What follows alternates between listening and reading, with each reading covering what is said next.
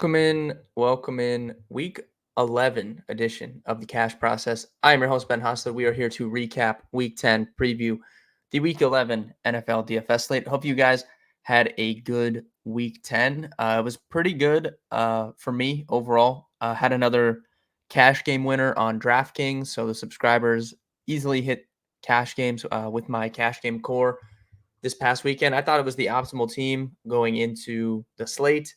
It wasn't quite as big of a train as I expected it to be. I was like well in the upper part of my double ups and stuff at the $50 and higher levels. So I think some people made some mistakes last week. Anyone that didn't play Trent Irwin, I know he didn't do anything other than catching a 30-yard touchdown. But he was on the field a ton, had another end zone target that he dropped. Like anytime you get a 3K wide receiver like that, that you know is going to be on the field a ton in a offense quarterbacked by Joe Burrow, like I think you take that every single time. So I think anyone that didn't play Trent Irwin in cash games, that was a mistake. I think anyone that didn't play Amon-Ra St. Brown, that was a mistake. You guys know if you watched the video last week, two guys I talked about a ton, Amon-Ra St. Brown, TJ Hawkinson. I didn't end up playing TJ Hawkinson in cash games, but he absolutely smashed. And Amon-Ra St. Brown, I talked about him, I know for sure. And he had a great game against the Chargers and could have had an even bigger game, I feel like. He scored a touchdown, and then he had another time where he was down at the 2 and they ran it in. Like, he could have had a really, really monster game. And you could just tell, like, obviously it was a homecoming game for him going back to LA, and like you could just tell from the jump, like he was fired up and ready to go. So overall, great week for me in cash games. Tournaments, not so much. Only cashed one tournament team. It was one of the teams I gave out, one of the cores I gave out to subscribers. That was a Joe Burrow double stack with a Houston bringback. And then we had actually two Houston bringbacks. So it was a Joe Burrow double with Devin Singletary and Dalton Schultz. And then I also had Najee Harris, who I talked about on last week's video. So spent down at running back in both spots, and then got the Burrow double. And then I actually had Amon-Ra in that lineup as well for some late exposure. So overall, not a bad week. I won't complain. Moving on to this week, this looks like a weird slate to me. It's 11 games, again, a smaller slate. This looks like a weirder slate. We'll see. And also, I want to get it out of the way. First and foremost, if you're watching the video, like the video. It helps us out. Comment. Let me know how you did last week. Let me know some thoughts on this week. For next week, obviously, we have the Thanksgiving slate. So for next week, what I'm going to do is I'm going to do an earlier week video talking about the Thanksgiving Day slate. I'm going to try, that'll be out Monday or Tuesday. I'm going to do a video for the Thanksgiving Day slate. And then probably, if I had to guess, Friday night, like late Friday night. So for Saturday, I'll have out a video kind of just doing what I do normally, talking about the main slate on Sunday. So plan for that for next week. Early week, the video is going to be going over the 3-game Thanksgiving Day slate. And then Friday night, Saturday morning, I'll have another YouTube video out. Obviously, because it's coming out late in the week, it won't do well view-wise, but I will have a video out going over the main slate as well. There's also one random game on Friday too, which is why the Sunday slate next week, I haven't looked. I'm assuming it's going to be pretty small considering there's 3 games on Thursday and then a game on Friday. So it's probably going to be another like 10-game slate, but wanted to get that out of the way, let you guys know what the plan is there. Let's dive into the week 11 slate here, starting off at quarterback. We have Josh Allen at the top here. What is up with the Bills? I mean, are we going to have this conversation here? The Bills fired Ken Dorsey after their loss to Denver, which isn't surprising because when you come out and it's a must-win game at home, Monday Night Football against the Denver Broncos, and you don't win, there has to be a scapegoat. Somebody has to pay for that loss. It's obviously not going to be Josh Allen. It's obviously not going to be Sean McDermott. So there has to be a scapegoat, and it happened to be Ken Dorsey. Now, I will say I saw a lot of people come out saying, that they thought that was a good move. I don't know if it's a good move or not. We'll see the rest of the season. The Buffalo Bills offense ranked top 3 in EPA per play. They ranked top 3 in success rate. They're offense wasn't bad. Now they weren't necessarily putting up points in that night against the Denver Broncos, but Josh Allen was victimized by a lot of guys. If you guys watch that game, a lot of guys had drops in that game. So I don't know. We'll see what's going to happen here with Joe Brady taking over for the Buffalo Bills offense. I think we could see. One thing I did note recently is they haven't been running Josh Allen much at all. So maybe that's something that we look to change here with this change of offense. So 8,200 Josh Allen, maybe he's going to be running a little bit more. I'm probably not going to be playing him in cash games, tournaments. If you want to bet on the fact that they got a new offense in there and maybe they're just going to unleash Josh Allen running the football. I think for tournaments, you definitely can look at Josh Allen this week, but I probably won't be spending all the way up to him in cash. Same goes for Tua and Herbert. Those guys are fine tournament plays, but for cash games, there's a few names I have on my list here. So starting off with that will be Dak Prescott against the Carolina Panthers. Dak has been absolutely cooking. If you guys watch videos of mine in the past and follow me on Twitter and stuff, I've always been a big fan of Dak. I think Dak's underrated. I think he gets too much hate for the way the people in the media treat him and stuff, which is going to happen when you play for the Dallas Cowboys. But Dak's been absolutely cooking 32, 31, and 41 DraftKings points in his last 3 games. They've unleashed him passing. They're letting him run as well more often. And now he gets a matchup. It is on the road. Dallas has been really, really good at home the past 2 years, but it is on the road. But Carolina, really good spot for the Cowboys again this week. So Dak is definitely in consideration for me. CJ Stroud outdueled Joe Burrow in Cincy. CJ Stroud has been cooking as well. Some really, really solid games here. At home, good matchup against Arizona. You could definitely talk me into CJ Stroud at 7K. But I will say, I think just first take, obviously this is my first look at the slate, but I do think my first take is I prefer Dak to Stroud if I'm picking one for cash. We'll talk about it at running back, but there's a Dallas Cowboys running back that's going to be very popular this week. And if you play Dak with him, you can just soak up all of the Cowboys points in a game where we can expect them probably to put up 30 plus points again. So slight lean Dak over Stroud, but both are in my cash pool. We did get the news Justin Fields will be starting for the Chicago Bears this week. Won't be playing him in cash. You can consider him in tournaments. Jared Goff, always fine at home, but I think we're dropping down here to this 5K tier and 2 guys. I guess Kyler Murray at 6,100 you can consider, but the guy that sticks out and the guy that I think is going to be really popular this week is Brock Purdy at 5,800. Brock Purdy looked fully healthy in that game last week, coming off a bye week. He had all of his weapons back. Trent Williams is back, which is huge. Trent Williams being back is huge for that 49ers team. And Brock Purdy in his career has been very, very good at home. And you can even see that just looking at his game log this season. At home against the Giants, 23 DK. At home against Arizona, 21 DK. At home against Dallas, 26 DK. On the road against Pittsburgh, 17. On the road against the Rams, 14. On the road against the Browns, 8. On the road against the Vikings, 14. At home versus Cincinnati, 24. Very, very good home field quarterback, Brock Purdy. Love that the Niners' weapons are back healthy. 5,800. He's going to be chalky. I think Brock Purdy's completely fine in cash games, and I'll probably, by the time we get to the weekend, I'll be debating Brock Purdy versus Dak, depending on what my build looks like. I do think you can look at Kyler, though. He looked good, healthy in that game, was running more than I thought, but it's Purdy or Dak for me in cash games. Maybe people want to play Trevor Lawrence at 6K, but I'll take Brock Purdy for 200 less. Trevor Lawrence has not been good this year. I'm never going to say that I'm right about everything. Obviously, I'm wrong just like everybody else. I do like to think I'm right more than I'm wrong. And one of the things I've been right about, I really didn't want any, Trevor Lawrence or Calvin Ridley in my season-long teams. And that looked like it was going to be bad week 1. But since then, it has worked out. I mean, look at Trevor Lawrence fantasy points, man. I mean, Brock Purdy is comfortably outscoring him. The guy's got 20 DraftKings points one time all season. So even a pass funnel spot, I will pass and take Purdy. Moving on to running back. Also, I will note, though, we got this news that Deshaun Watson's out. So Dorian Thompson-Robinson's going to start, and I'm assuming he's not 4K, he's 4,500.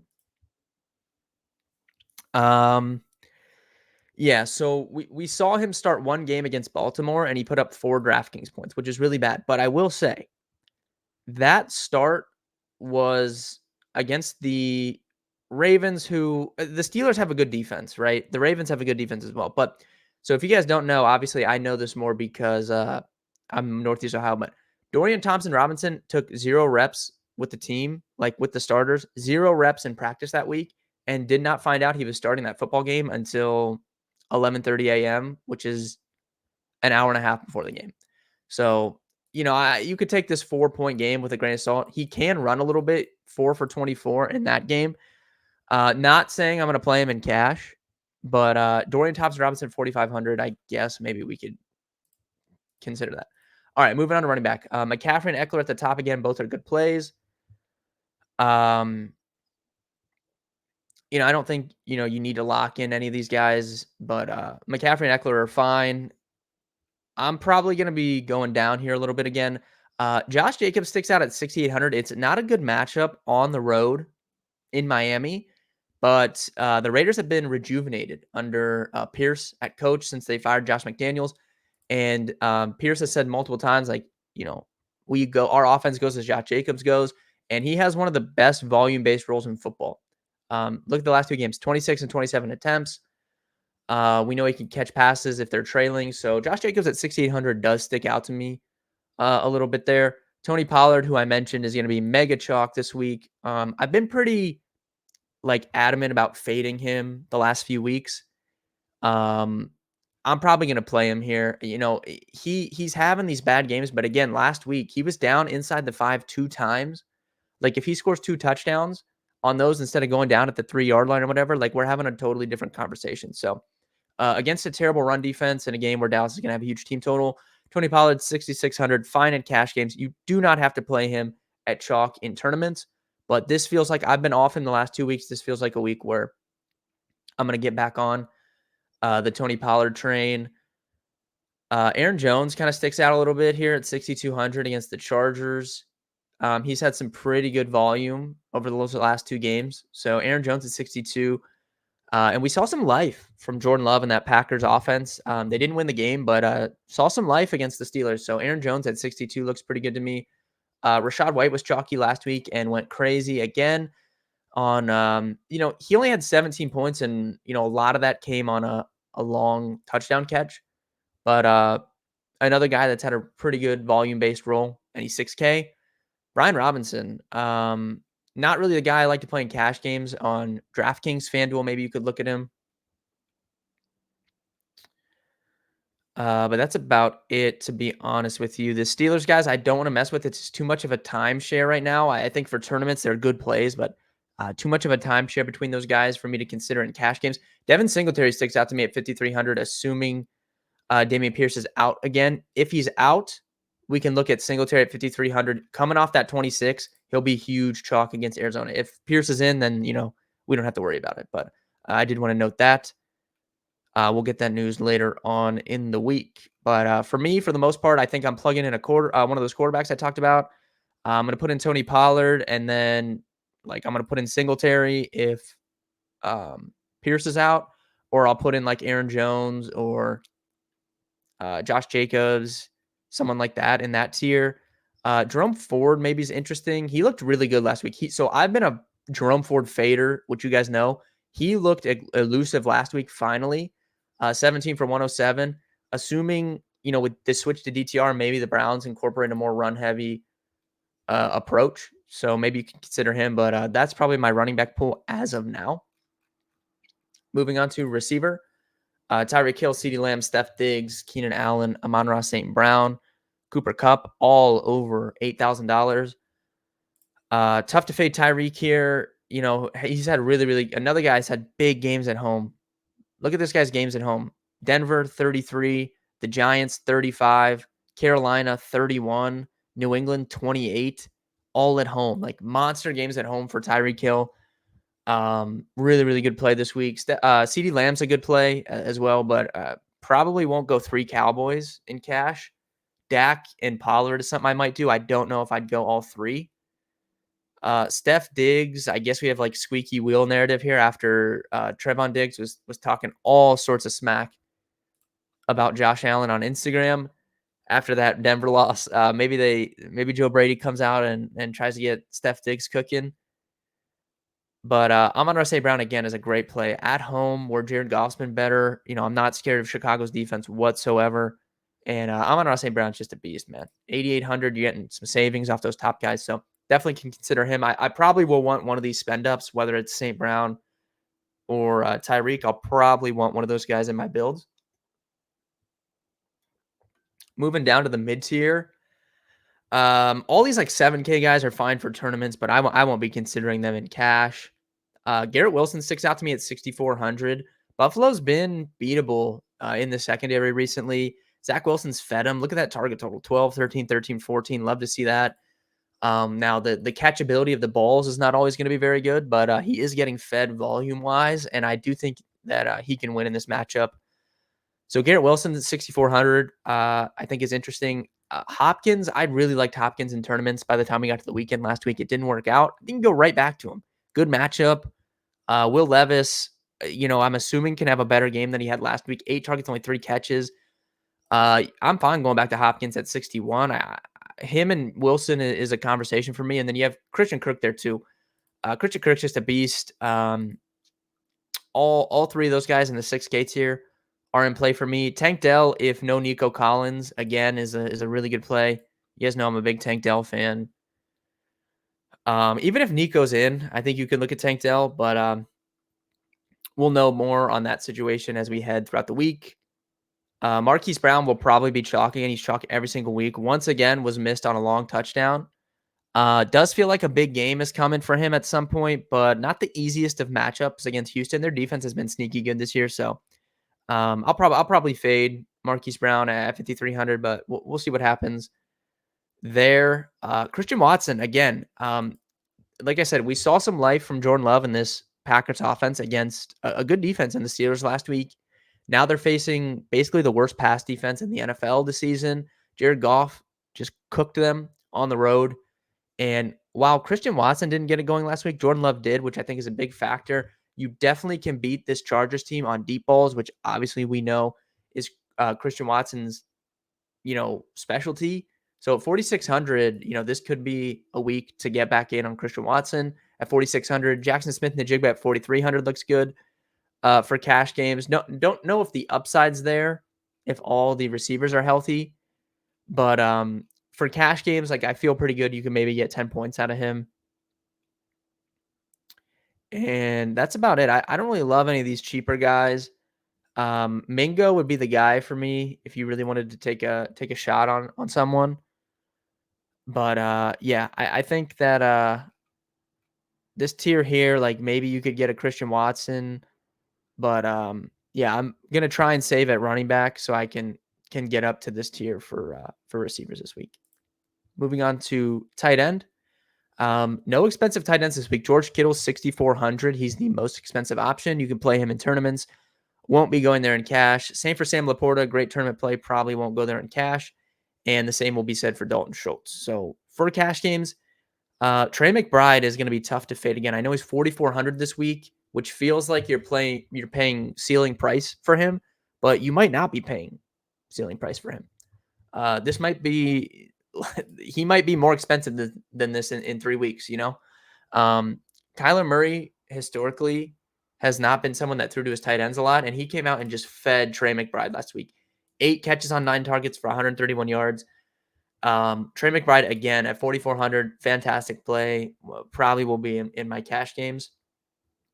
If you don't want to play Trey McBride, still fine. Actually, not fine with David Njoku. I don't know. I would have been fine with David Njoku, but now that we have this quarterback switch, probably avoiding that. Luke Musgrave is interesting to me. Chigakonkwo, if Treylon Burks is out again, you could consider him at 3,200. That might be it. I don't really like any of these cheaper guys here. Michael Mayer maybe at 2,700 finally scored a touchdown last week. But yeah, let's if you've stuck around this long, I'll go through defense and then I will do a little mock cash game build for you guys. If you made it this far through the video, please drop a like on YouTube. We appreciate it. At DST, I mean, we're gonna save here. Everyone played Cowboys last week, and prime example of why you don't play the most expensive defense at chalk. If you play a defense that's over 4K at chalk, they have to score a touchdown to win, and if they don't score a touchdown, it's not going to be a good play. And it's hard to predict defenses scoring touchdowns. So, Cowboys, I'm sure will be popular again because Bryce Young has not been good. But at 4,100 on the road, I probably won't be getting there. Houston against Arizona at 3K sticks out. The Packers at home are fine. The Jets are fine. Josh Allen throws a pick every week. Like the Jets at 2,600 are completely fine. Yeah, I'll probably be picking one of those cheaper teams. So, all right, let's do a cash build here. Early look. Let's put Brock Purdy in. We will put Tony Pollard in. What's the news on Dameon Pierce here? He practiced not at all last week. Let's just, for the sake of this video, pretend that he's out. So we'll put Devin Singletary in. Then at receiver, we'll put in,